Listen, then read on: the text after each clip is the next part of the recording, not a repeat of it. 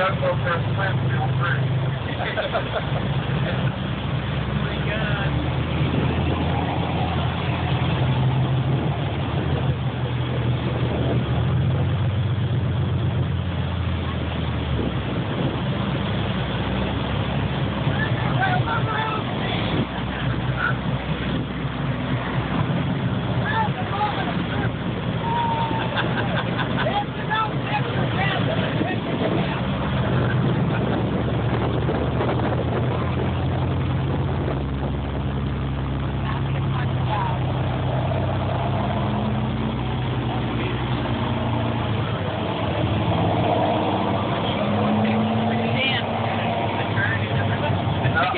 A video.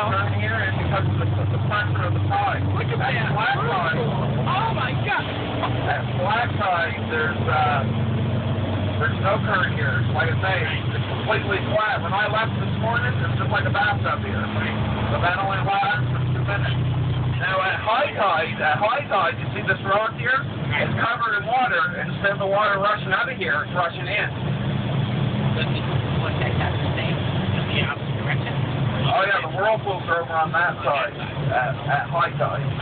Yeah, everything that you're going to see up here is a complete mirror image opposite of what it would be from one side to the next. And to fully appreciate what you're going to see up here, you could almost have to spend 6 hours at the park up here. You know, time on hold because it constantly changes.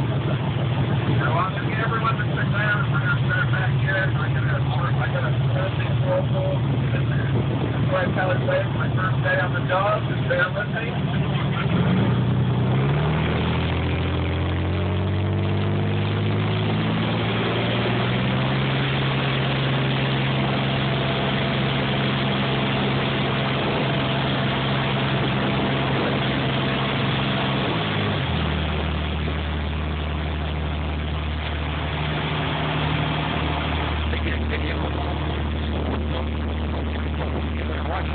You've got no strap on that. Hanging on to it, both hands.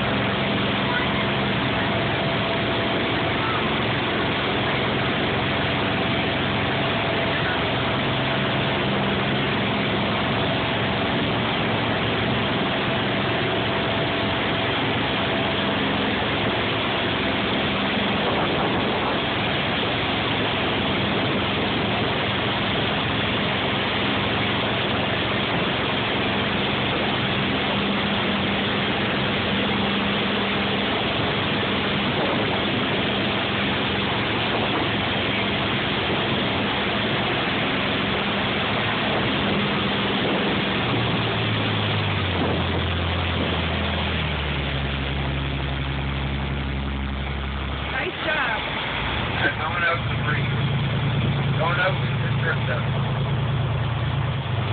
Now, what I'm going to start explaining to you is right where you're seeing in front of us, from the paper mill over to the island there and across to the park, that's the mouth of the St. John River right in front of us. So everything on this side out is part of the Bay of Fundy. Everything from there up the river. So basically what happens here is you have a river that has no tide in it. So the height of the river is always the same. I mean, unless it rains or it dries up and it changes by inches. But over here on this side, the water is constantly rising and falling 28 feet all the time. So where the mouth of the river is, it creates a fall. And I'm going to take us up in the corner here. You'll be able to look across and see clearly that the river is about almost 10 feet higher than what we are on this side. And it's dropping out of the river into the bay right now and creating these rapids. And these rapids aren't caused because of the depth, because like I say, it's very deep here. They're caused by the pressure of the tide, and this huge river that's 460 miles long has such a small opening into the ocean. So the water can't come out quick enough to keep up with the drop in the tide here. Because where this rivers meet the ocean, it meets the largest tides in the world. Well, almost. The largest tides in the world are further up in the Bay of Fundy, but you know what I mean. And then at high tide, you get the phenomenon of the river being reversed. Instead of the fall coming out of the river, it's the complete opposite. We're higher on this side, and the rapids are here, they're on the other side. It's like flipping a page of a book. And halfway in between, it's completely calm. So after 1140, these rapids are gradually going to get smaller and smaller as the tide comes up. And then they're going to flatten out when they're even with the other side. And it will be calm here. And then it will start filling the other way for high tide.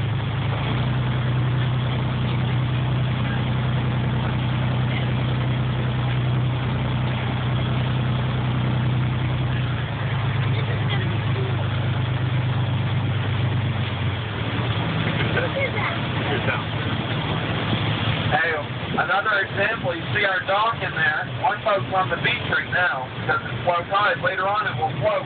But if you took that dock and you moved it over into the river, it would always float. There's no tide there. We wouldn't be able to get to it part of the day. We have to do it. But you'll be able to see right here in this corner and over there by the island that clearly the river's quite a bit higher than the bay here right now. First fire is this way, goes this way, unless you guys want to go a little further, but I don't really care now.